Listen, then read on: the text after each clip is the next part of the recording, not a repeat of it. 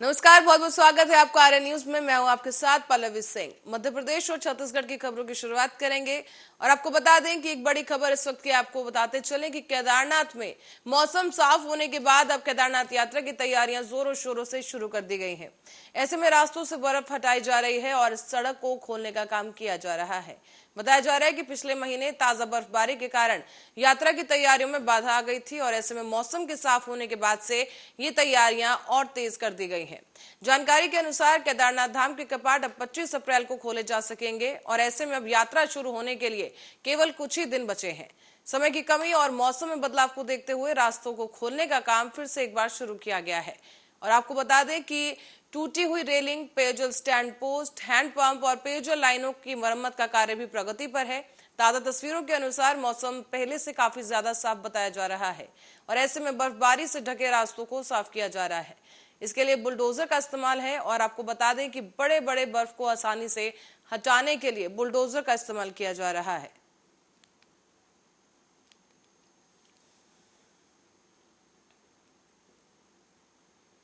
और उज्जैन में श्री महाकालेश्वर मंदिर में आज सुबह भस्म आरती के बाद से ही श्रद्धालुओं का प्रवेश प्रारंभ कर दिया गया है। दरअसल लगभग एक हफ्ते से मंदिर के गर्भगृह में लगे हुए आम श्रद्धालुओं के प्रवेश पर रोक को हटाते हुए सुबह एक बार फिर से 1500 रुपए की रसीद के माध्यम से श्रद्धालुओं को गर्भगृह में प्रवेश करने दिया गया है। जानकारी के अनुसार महाकालेश्वर प्रबंध समिति के सहायक प्रशासनिक जीवक मोगी का कहना है कि उज्जैन में आयोजित किए गए सीहोर वाले कथावाचक पंडित प्रदीप मिश्रा की शिव महापुराण कथा के कारण मंदिर के गर्भगृह में आम श्रद्धालुओं का प्रवेश बंद कर दिया गया था, लेकिन ये कथा समाप्त होते ही मंगलवार की सुबह से ही 1500 की रसीद कटवाकर मंदिर के गर्भगृह में होने वाले प्रवेश को फिर से एक बार शुरू कर दिया गया है।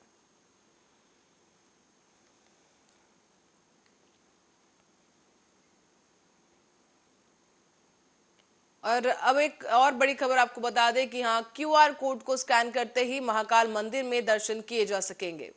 दरअसल आपको बता दें कि रसीद अब आपके फोन पर ही आ सकेगी और मोबाइल पर घर बैठे श्रद्धालु बुकिंग करवा सकेंगे। मंदिर काउंटर व्यवस्था मोबाइल के जरिए जारी की जा रही है और महाकाल मंदिर में श्रद्धालुओं की लगातार बढ़ रही भीड़ और शीघ्र दर्शन काउंटर 250 रुपए की रसीद के लिए श्रद्धालुओं को काफी इंतजार करना पड़ रहा था, लेकिन अब श्रद्धालुओं की सुविधा के लिए मंदिर प्रबंध समिति की ओर से अब 250 रुपए की रसीद की ऑनलाइन सुविधा शुरू कर दी गई है। आपको ये भी बता दें कि श्रद्धालु क्यूआर कोड स्कैन करके अब 250 रुपए की शीघ्र दर्शन रसीद बुक करवा सकते हैं। श्रद्धालु इस क्यूआर कोड को मोबाइल के माध्यम से घर बैठे रसीद बुक कर सकते हैं।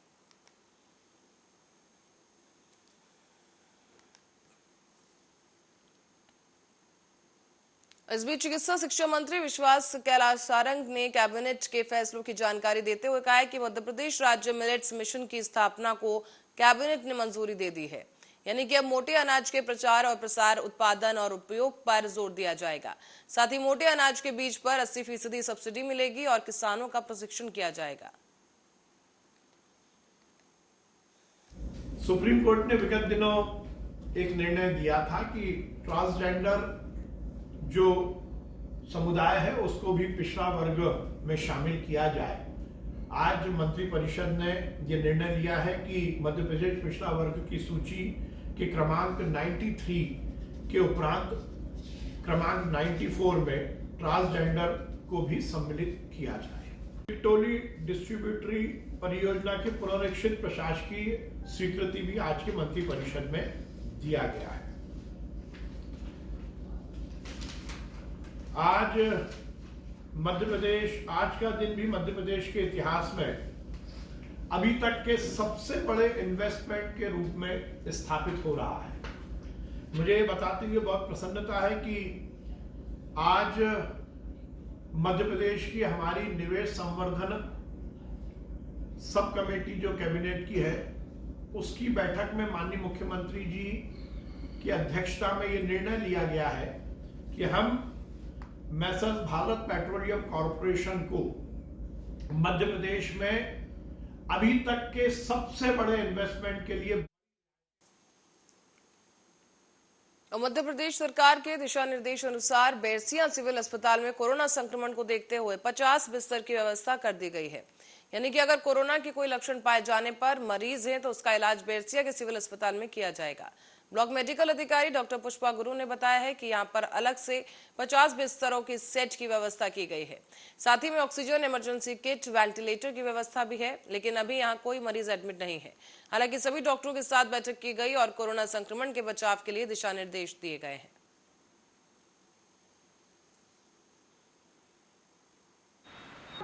कोविड को देखते हुए हमारे यहाँ पूरे 50 बिस्तरी बेड की व्यवस्था है डिस्ट्रिक्ट की। इसमें अभी हमारे पास फिलहाल तो कोई कोविड का पेशेंट नहीं है।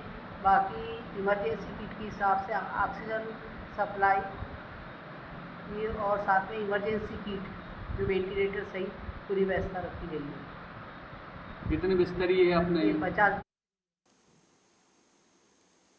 और डिंडोरी मध्य प्रदेश में व्यापक घोटाले की तरह एक और घोटाला सामने आया है। ग्रामीण विकास विभाग सेड मैप में इसके माध्यम से भर्ती निकाली गई, लेकिन मेरिट लिस्ट के आधार पर भर्ती नहीं हुई है। अभ्यर्थियों ने इसकी लिखित शिकायत मुख्यमंत्री के नाम कलेक्टर को सौंपी है और मांग की जा रही है कि भर्ती को निरस्त किया जाए और मेरिट में आए अभ्यर्थियों को भर्ती किया जाए। अभ्यारण्य बनाया गया है, उसी तरह से हमारी ये सबकी एक गौ माता है, तो हमारी उसके हर उपयोग करते हैं हम गौ माता से। जैसे गौमूत्र हो गया, गोबर हो गया, उसके शरीर स्पर्श करने से भी हमको इसका फायदा मिलता है। उसको राष्ट्रीय पशु घोषित किया जाए, हमारी मांग है।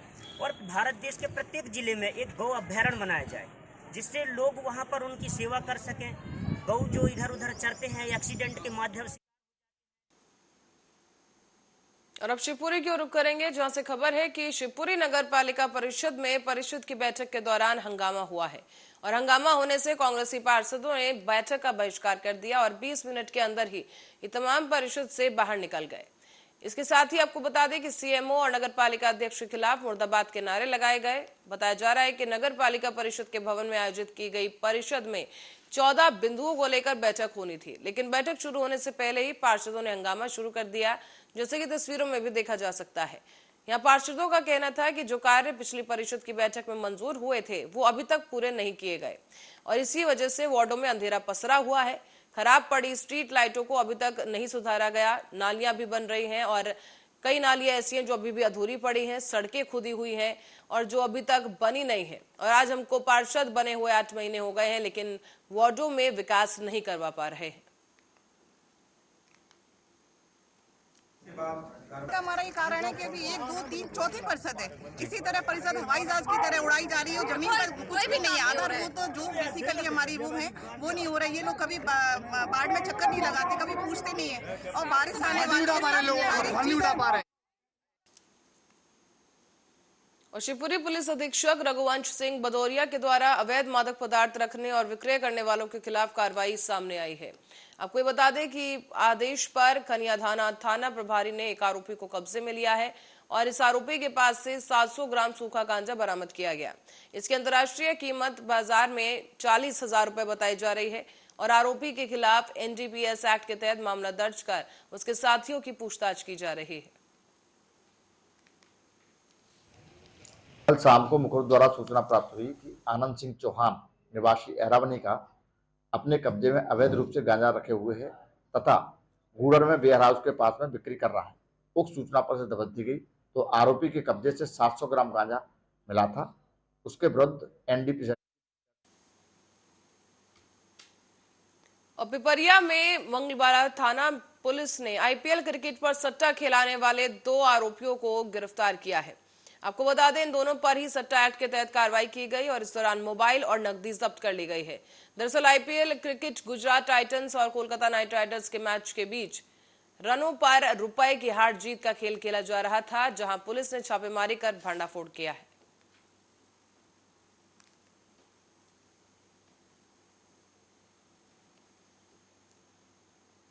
और जिले में ग्राम पंचायत गड़िया विकासखंड लोहड़ीगुड़ा में 3 दिवसीय गुड़िया महोत्सव का आगाज कर दिया गया है। हालांकि आयोजन 9 से 11 अप्रैल तक किया जाना था, लेकिन भारी बारिश को देखते हुए इस महोत्सव को 10, 11 और 12 को आयोजित किया जा रहा है। इस महोत्सव के शुभारंभ के अवसर पर सांसद बस्तर दीपक बैच और वैध विधायक समेत समस्त जनप्रतिनिधि और अधिकारी कर्मचारी मौजूद रहे। इस दौरान विभागीय प्रदर्शनी, खेलकूद समेत सांस्कृतिक कार्यक्रम आयोजित किए गए और साथ ही साथ बस्तानार विकासखंड और लोहडीगुडा विकासखंड दोनों ही ब्लॉक में 90 जोड़ों का मुख्यमंत्री सामूहिक विवाह कार्यक्रम आयोजित किया गया। सभी 90 जोड़ों को शुभकामनाएं और आशीर्वाद दिए गए। महोत्सव जो पूर्वजों से चले आ रहे थे, उसमें भव्य रूप से मैं हमारे यशस्वी सांसद श्री दीपक वैद जी को धन्यवाद देता हूँ। इसको भव्य रूप से मनाने का निर्णय लिया है और ये द्वितीय वर्ष है जो भव्य रूप से आयोजन गड़िया महोत्सव को मनाया जा रहा है। इस महोत्सव का खासियत ये है कि यहाँ की जो संस्कृति है, जो बस्तर की संस्कृति है, हमारे समाज का जो संस्कृति है, उस समाज की संस्कृति को यहाँ प्रदर्शन करने का एक बहुत बढ़िया प्लेटफॉर्म माननीय सांसद महोदय जी ने दिया है। और आज हमारे चित्रकूट विधानसभा के क्षेत्र के 2 विकास खंडों का जो सामूहिक विवाह हमारे छत्तीसगढ़ के मुखिया माननीय श्री भूपेश बघेल जी ने, जो गरीब निर्धन छात्रों का विवाह करने का हमारी सरकार की योजनाएं हैं, जो 9, 10, 11 होना था, लेकिन कल भारी बारिश की वजह से स्थगित कर आज 10, 11 और 12 3 दिन का गड़िया महोत्सव है और मेला भी है। इसके लिए मैं सभी क्षेत्रवासियों को बहुत बहुत बधाई और शुभकामनाएं देता हूं। साथ ही बहुत रंगारंग कार्यक्रम जो बाहर से आए कलाकार भी प्रस्तुत करेंगे, भव्य तरीके से आयोजन किया जा रहा है। और इसके साथ ही आज बास्तानार विकासखंड और लोहडीगुडा विकासखंड के दोनों ब्लॉक के लगभग 90 जोड़ों का मुख्यमंत्री सामूहिक विवाह कार्यक्रम आयोजित हो रहा है। हमारी सरकार माननीय मुख्यमंत्री भूपेश बघेल जी की सोच है कि जो गरीब परिवार अपने आप को शादी नहीं कर पा रहे हैं, अपने परिवार बच्चों को शादी नहीं कर पा रहे हैं, उन परिवारों के लिए माननीय मुख्यमंत्री भूपेश बघेल और छत्तीसगढ़ सरकार पूरी तरह से मदद कर रही है। उसी के तहत आज सामूहिक और अपने जल जंगल जमीन को बचाने के लिए पर्यटक स्थलों में सैलानियों के द्वारा छेड़खानी, गंदगी फैलाने, पैसा कानून को संशोधन कर पूर्ण रूप से लागू करने और वन संरक्षण अधिनियम लागू करने जैसी तमाम मांगों को लेकर एक विरोध मार्च निकाला गया है। आपको बता दें कि दंतेवाड़ा जिले के पाहुरनार गांव में 2 दिनों से आदिवासी ग्रामीण आंदोलन कर रहे हैं और इन आदिवासी ग्रामीणों का आरोप है कि सरकार बिना अनुमति के गांव में सुरक्षा कैंप खोल रही है, पेड़ों को काटकर चौड़ी सड़क निर्माण करवाई जा रही है और पैसा कानून का उल्लंघन किया जा रहा है। साथ ही गांव में कैंप खोलकर गांव के ग्रामीणों को फर्जी नक्सल मामलों में फंसाकर जेल में डाला जा रहा है। पंचायतों को लोगों के द्वारा धरना प्रदर्शन किया गया जो कि 3 दिवसीय था और आज 9 तारीख को इनका ज्ञापन मुझे सौंपा गया है। ये 2 दिवसीय धरना प्रदर्शन किया गया है वर्तमान में और इनमें इनकी जो मांग थी पेशा नियम 2022 का संशोधन, चौड़ीकरण की आवश्यकता नहीं है और वनोपज की उचित मूल्य गाँव द्वारा तय किए गए उस आधार पर इन्हें मूल्य दिया जाए और धारी डोंगरी पर्यटन स्थल ना बनाया जाए और बिना ग्राम अनुमति की अनुशंसा पर रोड पुलिया निर्माण ना किया जाए, पुलिस प्रशासन द्वारा निर्दोष आदिवासियों को जेल में नहीं डाला जाए और स्थानीय आरक्षण कबूल करें और साथ ही साथ अन्यत्र जो मांगे हैं जैसे कि तेंदुपत्ता का मानदेय बढ़ाया जाए और 50 बिस्तर का स्वास्थ्य क्षेत्र के अंतर्गत 3 दिवसीय प्रदर्शन था, उसको 2 दिवसीय से हम लोग धरना बैठ के इस आवेदन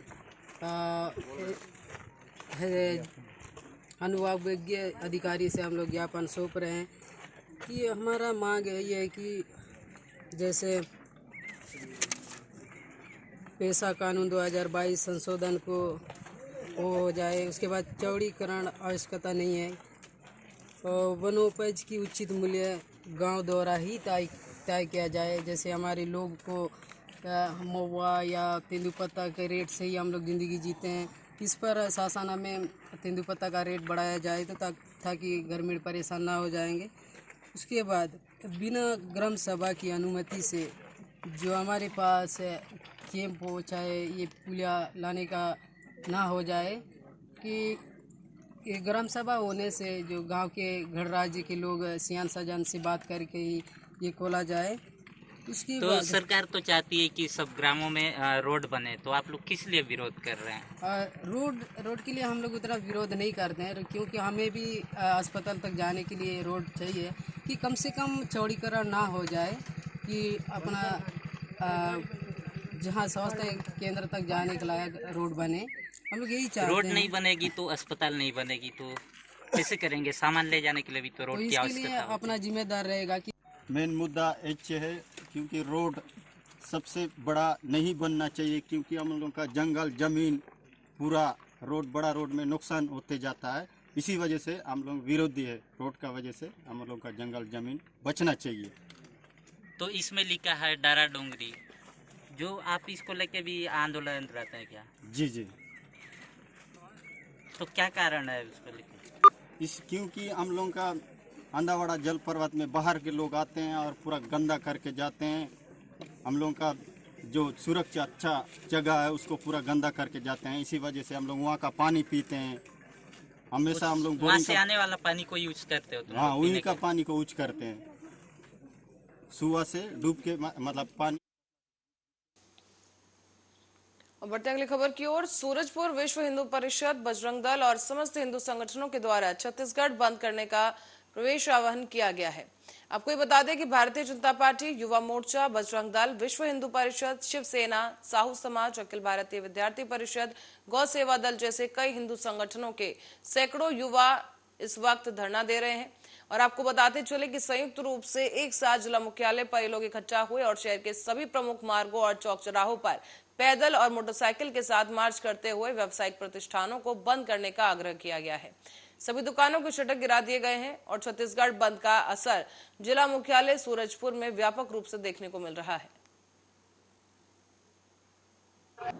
देखिए, जो बेमेतरा जिले में जो बिरनपुर ग्राम में एक घटना हुई है जिसमें भुवनेश्वर साहू नाम के व्यक्ति की हत्या हो गई है, उस संबंध में इन्होंने आज एक नगर बंद और जिला बंद का एक कार्यक्रम किया और उसके बाद इन्होंने एक ज्ञापन हमारे पास सौंपा जिसमें इनके द्वारा मुख्य रूप से ही मांग की गई है कि जो दोषी हैं उनके विरुद्ध नियमानुसार कठोर से कठोर कार्रवाई की जाए। प्रशासन ने अनुमति नहीं दिया था चक्का जाम की, फिर भी चक्का जाम देखने को मिला आधे घंटे का।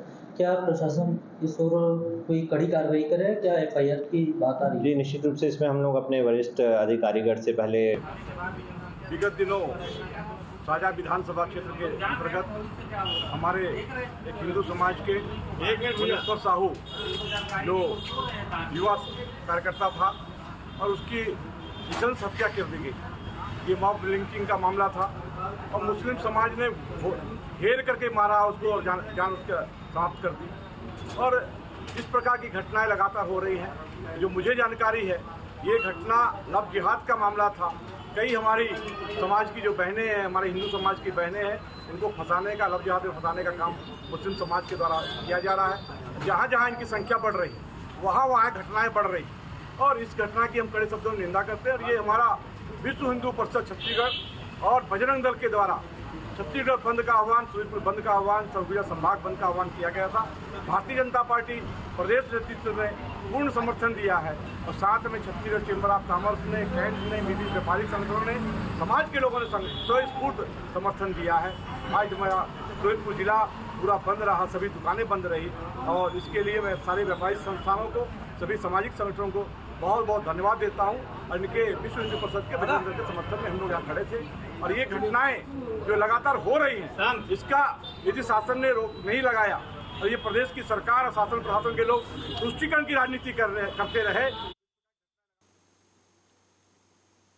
और वहीं मेघनगर और रंभापुर से नागटवट तक पीडब्ल्यूडी विभाग के द्वारा लगभग 1 करोड़ 30 लाख की लागत से सिंगल पट्टी रोड पर डामरीकरण का काम लीपापोती कर ठेकेदार के द्वारा करवाया जा रहा है।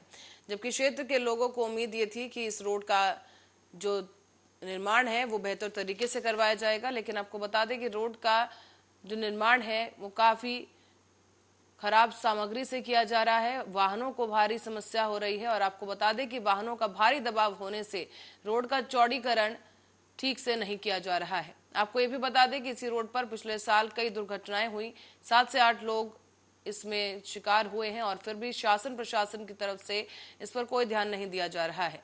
इसे लेकर यहाँ के लोगों में परेशानी की स्थिति है और आप तस्वीरों में भी देख सकते हैं कि किस तरीके से रोड को बनाया जा रहा है। रोड बनने से पहले से ही जगह जगह से उखड़ने लगी है और ठेकेदार पर आरोप है कि वो घटिया सामग्री का उपयोग डामरीकरण के लिए कर रहा है। पट्टी की मांग विगत कई दिनों में कई बार हमने कलेक्ट्रेट का भी घेराव करा था, उसके लिए कई एक्सीडेंट हो चुके हैं। डबल पट्टी की मांग के लिए यूपी शासन ने इसकी लिपापोती के लिए वापिस इसको रिपेयरिंग का काम कर रहा है और वो भी घटिया किस्म का काम हो रहा है। डबल पट्टी मांग है हमारी मांग को खिलाफ। रोड में तो बहुत ही बेकार काम हो रहा है। अभी इसके अंदर 20 mm भी इसके अंदर माल नहीं बिछा रहे और वो भी घटिया किस्म का डामर डाल रहे हैं। बनाया तो आधा तो यूं ही एक ही दिन में उखड़ गया यूं, तो ये लंबे समय कब तक चलेगा? जब हम सरकार से डबल पट्टी की मांग कर रहे हैं तो कोई कर ही नहीं रहा। और हमारे सामने ही एक्सीडेंट हुआ है बहुत खतरनाक, इसी रोड से बने हुए इसी कंकड़ से। ये जो गरीब बालक है इसका ही एक्सीडेंट हुआ। ये कैसे सुधारा जाए वो बैठने के लिए भी तैयार नहीं है, कोई पकड़ने के लिए उसके लिए तैयार नहीं है। तो हम उसका सब सहयोग कर रहे हैं। तो हम सरकार से मांग कर रहे हैं कि डबल पट्टी किया जाए इसको। और जो रोड बना रहे हैं उसकी आप नफ्ती करके देख लो कि कितना इन्होंने माल भरा है। जो रोड बना रहे हैं इस भाई से चाहता हूँ कि अच्छा रोड बनाए। क्योंकि ये समस्या है कि मेघनगर से लगाकर नागरकोट तक का जो रोड बनाना था और सिंगल पट्टी रोड बना है। हालांकि हमारी मांग थी कि डबल पट्टी रोड की मांग थी। सिंगल पट्टी रोड बना है उसमें भी जो मापदंड जो सरकार का था वो बिल्कुल कम है। जो पुराना रोड है वो रोड तो दिख रहा है, उनके मिनिमम था मतलब 20 mm यानी 1 इंची का रोड बना के देने का था, वो उन लोगों ने बनाया नहीं। सिर्फ ऊपर से लिपापोती करके और अपना काम चला रहे हैं। ये ठेकेदार द्वारा सरासर लापरवाही कर रहे हैं। हमारी मांग ये है कि जो रोड है वो डबल पट्टी बनाया जाए।